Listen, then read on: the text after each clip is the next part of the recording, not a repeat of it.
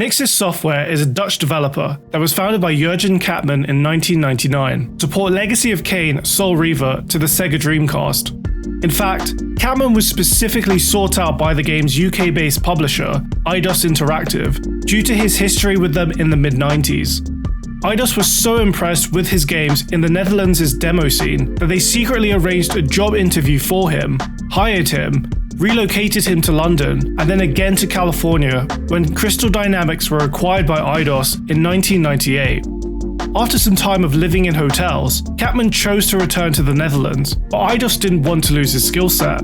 So at their behest, Katman founded Nixxes to port Crystal Dynamics' masterpiece to the Dreamcast. This port not only had a much higher frame rate and further graphical enhancements compared to even the PC version, but Katman ported Legacy of Kain himself. It's therefore no surprise why Eidos thought so highly of him, and continued collaborating with Nixxes on Crystal Dynamics ports such as Mad Dash Racing on Xbox, where they developed a new renderer, Project Snowblind for Xbox that integrated Xbox Live support, and even that generation's Tomb Raider trilogy, where they helped build the developer tools. It wouldn't be all the way until 2010 before Nixxes started porting games outside of Crystal Dynamics. But even then, Eidos still made sure to keep them in-house by collaborating with other Eidos developers, such as IO Interactive with the PC version of Kane & Lynch 2 Dog Days, and then again in 2012 with Hitman Absolution, as well as Eidos Montreal's Deus Ex Human Revolution. However, it would only be a year later before Nixxes collaborated on their first project outside of Eidos, with the PS4's flagship launch title exclusive, Killzone Shadowfall, developed by Guerrilla Games, who are also based out of the Netherlands. Unfortunately for Eidos, Killzone marked the beginning of Nixxes' partnership with PlayStation, one that couldn't have begun better if this tweet by PlayStation Studios president Herman Holst is anything to go by. Herman Holst was head of Guerrilla Games back then, so like Eidos, he would have seen firsthand just how talented Nixxes were, achieving all this success with only 13 people on staff. 30 years ago, our home world was swept away in a tide of so-called justice. Millions of men, women and children lost their lives. But some of us refused to lay down and die. Some of us refuse to accept your shallow pleas for forgiveness. We are the generation forged in the fires.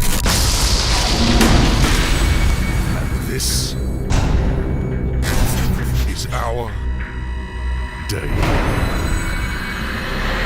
Post Killzone Shadowfall, Nixxes went back to exclusively working on PC ports for Eidos, including excellent games like Deus Ex Mankind Divided in 2016, mediocre games like 2018's Shadow of the Tomb Raider, and bad games like 2020's Marvel's Avengers. It wouldn't be until the second half of 2020 before they collaborated with Sony again, this time to help Guerrilla Games on their PC port of Horizon Zero Dawn, which launched in the very rough shape you'd expect from a studio's first PC port. After a few patches by Nixxes, the game ran much better by early 2021. And fortunately for Sony, this port still sold an additional 2.5 million copies of Horizon by March 2022, thus helping Sony achieve its goal of increasing profitability through PC ports of years-old PS4 masterpieces that cemented their domination of the Xbox One. This success was rightfully credited to Nixxes, and it's even more impressive considering this turnaround was completed during lockdown, where Nixxes faced particular hardship due to hardware having to remain in the office, even as employees began working from home, despite workflows requiring a high-speed connection to company servers. It's therefore no surprise that Sony announced the acquisition of Nixxes in July 2021 to continue these excellent PC ports, with their first project as a PlayStation Studios developer being Insomniac's Spider-Man from 2018.